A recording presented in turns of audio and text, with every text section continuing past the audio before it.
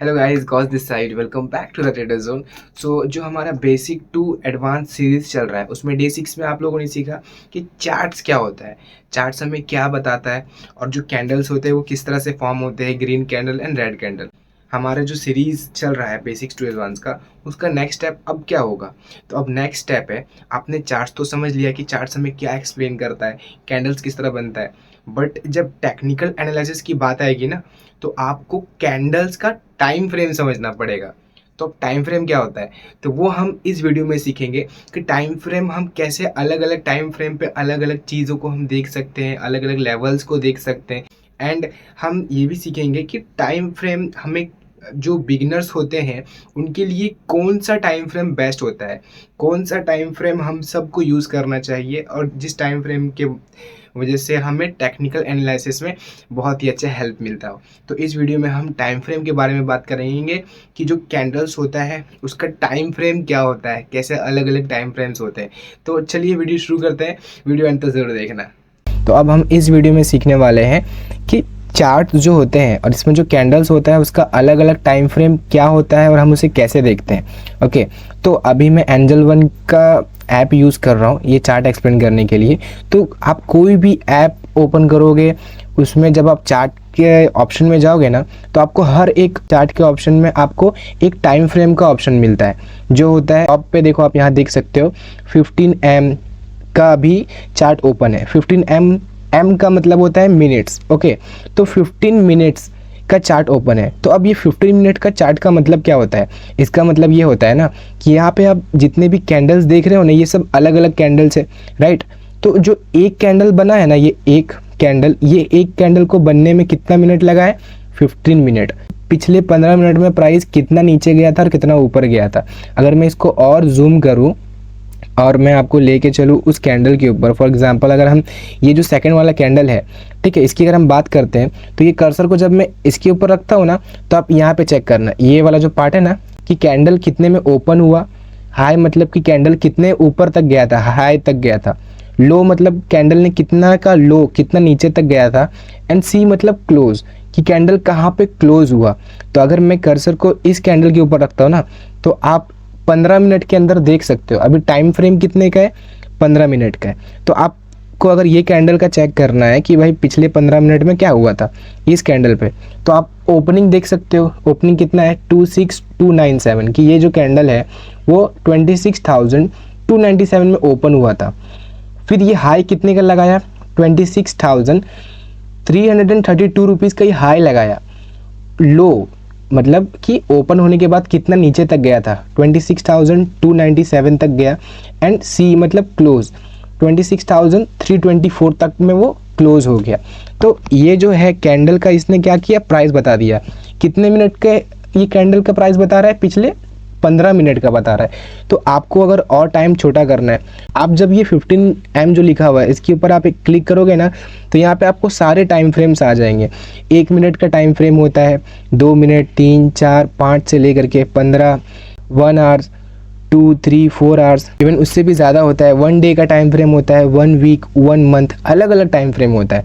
अगर मैं आपको सबसे स्मॉल से स्टार्ट करूँ 1 मिनट से, ठीक है, तो ये देखो आप देख सकते हो कितने सारे कैंडल्स अलग अलग बने। यहाँ पे चलो मैं आपको एक चीज़ दिखाता हूँ। तो मैं यहाँ पे एक लाइन ड्रॉ कर लेता हूँ, ठीक है, 1 मिनट के टाइम फ्रेम पे आपके लिए मैं यहाँ पे लाइन ड्रॉ कर लेता हूँ। एक यहाँ पे लाइन ड्रॉ किया और एक सबसे ऊपर में लाइन ड्रॉ किया, ठीक है।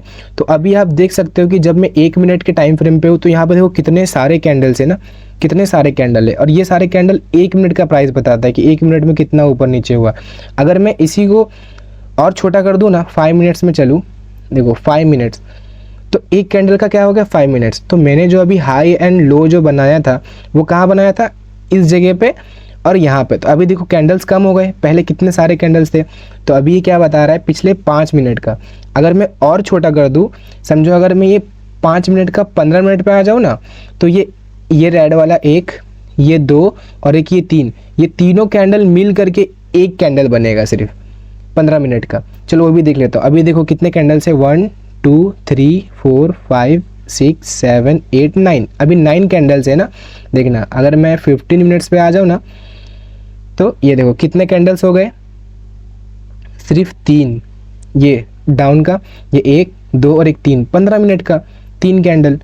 और अगर मैं ये 1 2 3 15 मिनट्स का कैंडल है, अगर मैं 1 आवर के टाइम फ्रेम पे आ जाऊँ तो ये भी वही सेम चीज़ दिखा रहा है। मैं आपको बस ये बताना चाह रहा हूँ कि जितना स्मॉल टाइम फ्रेम रहेगा आपको उतने ज़्यादा कैंडल्स दिखेंगे, बट प्राइस तो आपको सेम दिखेगा कि हाँ इस प्राइस पे क्या हुआ था, प्राइस कहाँ से मूव हुआ था, कहाँ से नहीं मूव हुआ था।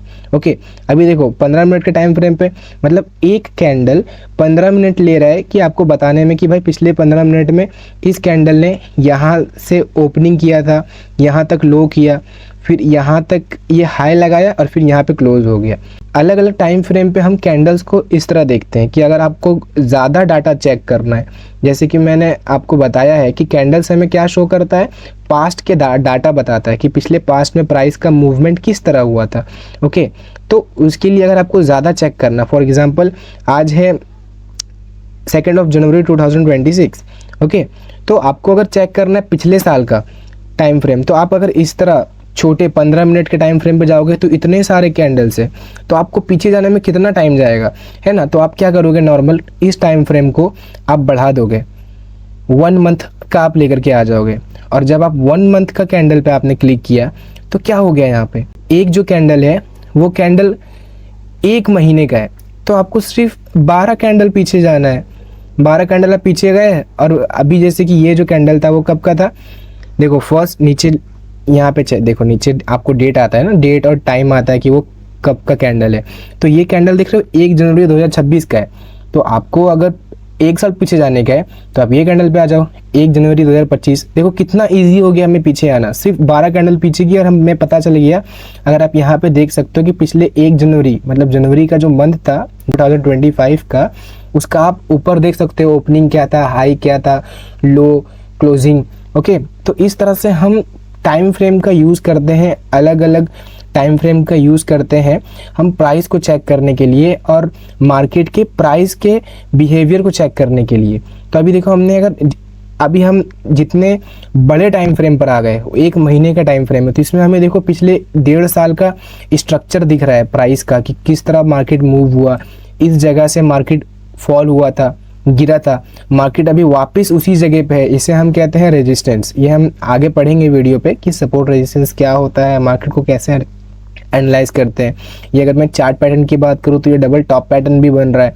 ऐसे बहुत सारी चीज़ें हैं जो हम धीरे धीरे सीखेंगे आगे स्टॉक मार्केट में। इससे पहले हमें क्या सीखना पड़ रहा है, टाइम फ्रेम, कि हम अलग अलग टाइम फ्रेम में कैसे एनालाइज कर सकते हैं मार्केट को। अगर हम वही 1 मिनट के टाइम फ्रेम पर आ जाते हैं, ठीक है, तो आपको सिर्फ कब का दिख रहा है, एक ही दिन का आपको दिखेगा, 1 साल नहीं। तो 1 दिन में मार्केट तो कहीं भी जाता है। ये हमने सीखा अलग अलग टाइम फ्रेम को यूज़ करना। जो अभी हम 15 मिनट के कैंडल्स पे थे, तो ये सिर्फ कितने 3 कैंडल बन गए थे ना।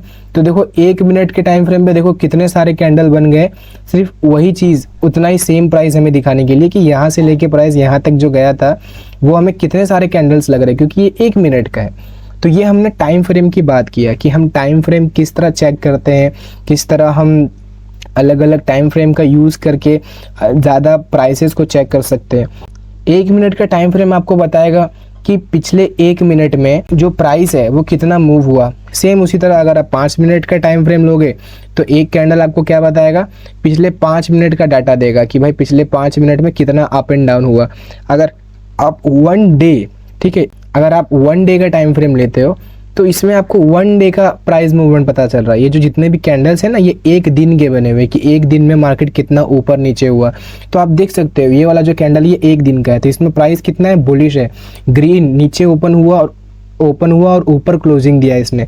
अलग अलग टाइम फ्रेम, जितना बड़ा टाइम फ्रेम रहेगा उतना ज़्यादा डाटा को हम देख सकेंगे कि प्राइस कहाँ से कहाँ मूव किया था। अब जो बिगनर्स होते हैं ना, उन लोगों के लिए, बिगनर्स क्या, अगर मैं बात करूँ जो बड़े लेवल पे भी हैं, वो लोग भी 1 मिनट 2 मिनट का टाइम फ्रेम देखते ही नहीं है, क्योंकि ये बहुत रिस्की होता है ना। अब स्टॉक मार्केट में 1 मिनट में तो कुछ भी होता है यार, प्राइस कहाँ भी जाता है, कहीं भी रुकता है। 1 मिनट के टाइम फ्रेम के बेस पे आप ट्रेड नहीं ले सकते और कभी लेना भी नहीं 1 मिनट के टाइम फ्रेम पे, क्योंकि 1 मिनट पे मार्केट कहीं भी जाता है। आप अगर बिगिनर्स हो तो आपके लिए सबसे स्टार्टिंग और बोलते हैं ना फ्रेंडली टाइम फ्रेम है 5 मिनट्स, कि आप 5 मिनट का टाइम फ्रेम देखो कि पिछले 5 मिनट में मार्केट कहाँ गया, ओके, मार्केट ने कितने प्राइस पे क्लोजिंग दिया। और एक और बात मैं आपको अगर बताऊँ, ये जो कैंडल्स आप देख रहे हो ना अलग अलग, ये भी बहुत सारे कैंडल्स के अलग अलग नाम है, आपको पता है? बहुत सारे कैंडल्स का अलग अलग नाम है। जैसे ये जो कैंडल है आप देख रहे हो, ये वाला रेड वाला, इसका नाम है इन्वर्टेड हैमर। ये कैंडल का नाम है हैमर। ये सब अगर बॉटम पे बनता है तो क्या होता है, टॉप पे बनता है तो क्या होता है, ठीक है? अलग अलग पैटर्न्स है इस चार्ट्स के भी, वो भी हम डिटेल में समझेंगे आने वाले वीडियो पे हमारे। तो जो बिगनर्स है उनके लिए 5 मिनट का टाइम फ्रेम बहुत ही बेस्ट है मार्केट को देखने के लिए, समझने के लिए। फिर धीरे धीरे वो 5 मिनट से 15 मिनट पे ट्रांसफ़र हो सकते हैं। जितने बड़े टाइम फ्रेम पे आप मार्केट को देखोगे ना, उतना ज़्यादा आप सेफ रहोगे मार्केट से, उतना ज़्यादा आप लॉसेस से बच सकोगे। क्योंकि अगर जितना छोटे टाइम फ्रेम पे, क्योंकि स्टॉक मार्केट में अगर आप ट्रेड करते हो तो आपको पता है कि मार्केट यहाँ पे सेकंड्स में फ्लक्चुएट होते हैं। एक एक सेकंड्स में मार्केट का प्राइस ऊपर नीचे होता है। तो 1 मिनट में तो कुछ भी हो सकता है ना, 1 मिनट में तो कितना भी ऊपर जा सकता है, कितना भी नीचे जा सकता है। आपको टाइम फ्रेम सीखना बहुत ज़रूरी है। जब आप इंट्राडे करोगे या इन्वेस्टमेंट करोगे, तो जब तक आप टाइम फ्रेम नहीं सीखोगे ना, आपको बहुत कन्फ्यूजन सा लगेगा कि यार कौन सा टाइम फ्रेम पे मैं मार्केट को एनालाइज करूं, ठीक है? टाइम फ्रेम बहुत एक मेजर रोल प्ले करता है आपके रिसर्च में। आप जब मार्केट को एनालाइज करते हो तो टाइम फ्रेम बहुत मैटर करता है, क्योंकि आपका टाइम फ्रेम बताता है कि आप कितना वेट कर रहे हो, आप कितना सही जा रहे हो। तो अभी तक के लिए बस इतना ही। मिलते हैं फिर नेक्स्ट वीडियो में, जिसमें हम बात करेंगे कि जो अलग अलग टाइम फ्रेम्स है वो किस के लिए यूज़ होता है, मतलब कितने मिनट का टाइम फ्रेम हम किस चीज़ के लिए यूज़ कर सकते हैं। अभी जैसे आप इंट्राडे करने वाले हो, ठीक है? इंट्राडे मतलब क्या होता है, आज खरीद के आज ही सेल करना। तो उसमें आप 1 डे का टाइम फ्रेम तो नहीं यूज़ करोगे ना, क्योंकि 1 डे का टाइम फ्रेम आपको पूरे 1 दिन का चार्ट बताता है। 1 डे का टाइम फ्रेम आप यूज़ करोगे बट बिगर सिनेरियो के लिए। तो हम आगे डिस्कस करेंगे, धीरे धीरे हम अपना लेवल बूम करेंगे गाइज। ये जो चार्ट्स कैंडल्स अभी आपको देख के कन्फ्यूजन लग रहा है ना कि अरे यार क्या होता है, कैसे होता है, कैसे समझते हैं, सब समझने लग जाओगे। हर चीज़ वक्त मांगता है, टाइम मांगता है, ओके? आपका हार्ड वर्क मांगता है, पेशेंस मांगता है।